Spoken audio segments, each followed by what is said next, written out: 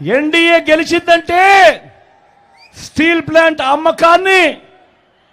అమ్మకాన్ని ఎవ్వరూ కూడా ఆపడం సాధ్యం కాదు. ఎందుకనంటే వాళ్ళు దీన్నే ఎన్నికల రెఫరెండంగా తీసుకుంటారు.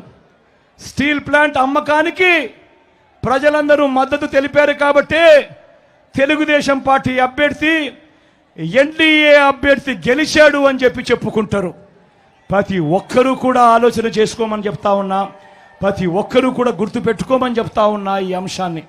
దాని తర్వాత జగన్ ఆపడానికి ఎంత ప్రయత్నం చేసినా కూడా వాళ్ళ నోట్లో నుంచి వచ్చే ఒక బాట, నీకెందుకయ్యా బాధ, వాళ్ళకు లేని బాధ నీకెందుకయ్యా బాధ, వాళ్ళు ఎన్డీఏకి ఓటు వేశారు అని అంటే, తెలుగుదేశం పార్టీకి ఓటు వేశారు అని అంటే దాని అర్థం వాళ్ళంతా స్టీల్ ప్లాంట్ అమ్మకానికి వాళ్ళంతా కూడా గ్రీన్ సిగ్నల్ ఇచ్చినట్టే కదయ్యా, నీకెందుకయ్యా బాధ అని చెప్పి ఆ తర్వాత వాళ్ళు జగన్ను కూడా అంటారు అన్న మాట ప్రతి ఒక్కరూ కూడా గుర్తుపెట్టుకోమని కోరుతా ఉన్నా.